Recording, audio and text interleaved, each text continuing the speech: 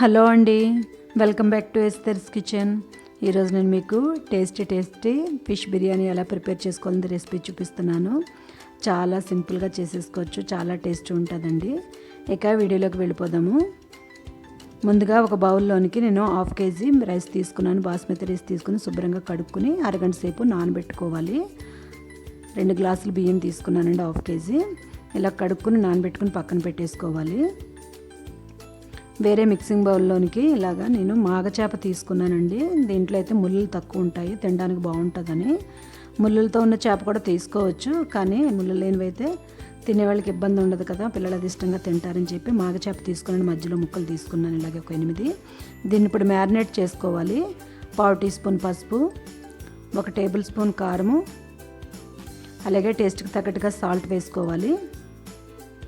ఒక 1/2 చెక్క లెమన్ పిండుకొని ముక్కలకన్నిటికి పట్టే విధంగా బాగా కలుపుకొని పక్కన పెట్టేసుకోవాలి. గంటలు ఉంచుకోవాల్సిన పని లేదండి, ఇలా పక్కన పెట్టేసుకోవచ్చు. ఒక 10 నిమిషాలు అలా పక్కన పెట్టుకుంటే సరిపోద్ది. ఇప్పుడు వేరే గిన్నెలోనికి నేను 2 గ్లాసులు బియ్యం 1/2 kg తీసుకున్నాను. 6 గ్లాసుల వాటర్లోనికి హోల్ గరం మసాలా అంతా వేసుకోవాలి. మరాఠీ మొగ్గలు, చెక్క, దాల్చిన చెక్క, అలాగే లవంగాలు, జాపత్రి, బిర్యానీ పువ్వు, షాజీరా అంతా కూడా వేసుకోవాలి. హోల్ గరం మసాలా అంతా వేసుకున్న తర్వాత బిర్యానీ ఆకు కూడా వేసుకున్న తర్వాత దీంట్లోకి కొద్దిగా పుదీనా, కొద్దిగా కొత్తిమీర వేసుకోవాలి. అలాగే టేస్ట్కి తగ్గట్టుగా సాల్ట్ కూడా వేసుకోవాలి. దీనిలో 1 టేబుల్ స్పూన్ ఆయిల్ వేసి పొయ్యి మీద పెట్టుకుని నీళ్లు పొంగ పెట్టుకోవాలి. ఒక మందపాటి కళాయి ఒకటి తీసుకుని దానిలో కొద్దిగా ఆయిల్ వేసుకుని 1 ఉల్లిపాయని స్లైసెస్లా కట్ చేసుకునేలాగా ఫ్రై చేసుకోవాలి. ఫ్రైడ్ ఆనియన్స్ ఇవి తీసుకుని పక్కన పెట్టేసుకోవాలి. ఇదే ఆయిల్లోనికి మనం మ్యారినేట్ చేసుకున్న ఫిష్ ముక్కల్ని ఇందులో వేసేసుకొని ఫ్రై చేసుకోవాలి. బాగా ఎక్కువ ఫ్రై అక్కర్లేదండి, కొద్దిగా ఫ్రై అయితే సరిపోద్దన్నమాట. ఒక పక్క కొంచెం ఫ్రై అయిన తర్వాత 1 మినిట్ ఫ్రై అయిన తర్వాత రెండో పక్క కూడా టర్న్ చేసుకుని ఫ్రై చేసుకోవాలి. మీకు చూపిస్తున్నాను కదా, ఇలా చేసుకుంటే సరిపోద్దండి, క్రిస్పీనెస్ రావక్కర్లేదు. ఇలా చేసుకుంటే సరిపోద్ది. ఇలా ఫ్రై చేసుకుని తీసుకుని పక్కన పెట్టేసుకోవాలి. వేరే ప్లేట్లోకి తీసేసుకోవాలి ఇప్పుడు ఈ ముక్కలన్నీ. ఇప్పుడు అదే ఆయిల్లోనికి 1 ఉల్లిపాయని చిన్న ముక్కల్లో కట్ చేసుకుని వేసుకోవాలి. అలాగే ఒక 6 పచ్చిమిరపకాయలు కూడా చీలికలు చేసుకుని వేసుకోవాలి. ఇవి 2 ఫ్రై అయిన తర్వాత దీనిలో ఇప్పుడు టేస్ట్కి తగ్గట్టుగా సాల్ట్ వేసుకోవాలి. అలాగే 1/2 టీ స్పూన్ పసుపు. ఇవన్నీ బాగా కలుపుకున్న తర్వాత మీడియం సైజ్ అయితే 2 టమాటాలు, పెద్దవైతే ఒక పెద్ద టమాటా, ఇలాగ 1 కప్పు టమాటా ప్యూరీ వేసుకోవాలి. కొంతమంది పెరుగు వేసుకుంటారు, నేను పెరుగు యూజ్ చేయట్లేదు. టమాటా ప్యూరీ వేసుకుని బాగా కలుపుకున్న తర్వాత దీంట్లోనికి 1 teaspoon ginger garlic paste వేసుకోవాలి. ఇవన్నీ కొంచెం ఆయిల్ సెపరేట్ అయ్యే వరకు సిమ్లోనే చేసుకోవాలండి ఇవన్నీ కూడా. దీంట్లో 1/2 టీ స్పూన్ వేయించిన జీలకర్ర పొడి, 1/2 teaspoon garam masala, 1 teaspoon ధనియాల పొడి వేసుకోవాలి.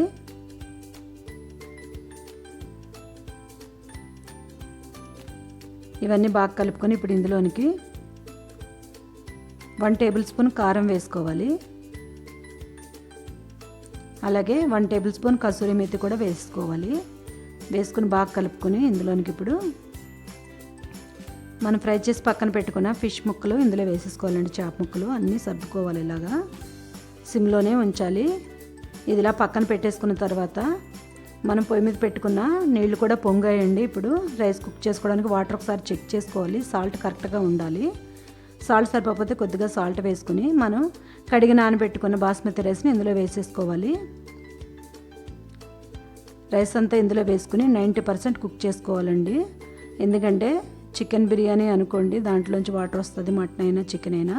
కానీ ఇది ఫిష్ బిర్యానీ కదా, 90% కంపల్సరీ కుక్ అవ్వాలి. కొంచెం మాత్రమే పలుకు ఉండాలండి, చూపిస్తున్నాను కదా, మొత్తం అంతా కుక్ అవ్వాలి. కొంచెం పలుకుండగా తీసేసుకొని ఒక స్ట్రైనర్లోకి స్టవ్ ఆఫ్ చేసేసుకుని మొత్తం వాటర్ అంతా తీసేసుకోవాలి. ఇప్పుడు మనం సిమ్లో కుక్ చేసుకుంటున్న ఫిషెస్ ముక్కల్ని ఒకసారి వెనక్కి టర్న్ చేసేసుకుని దీనిపైన ఇప్పుడు పుదీనా, కొత్తిమీర వేసేసుకోవాలి. కొద్దిగా పుదీనా, కొత్తిమీర వేసుకున్న తర్వాత బాస్మతి రైస్ అంతా దీనిపైన వేసుకుని లెవెల్ చేసేసుకోవాలి.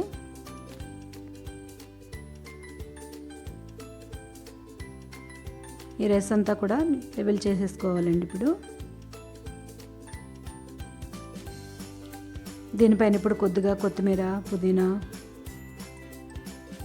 సర్దుకోవాలి, ఇలాగ వేసేసుకుని సర్దుకోవాలి.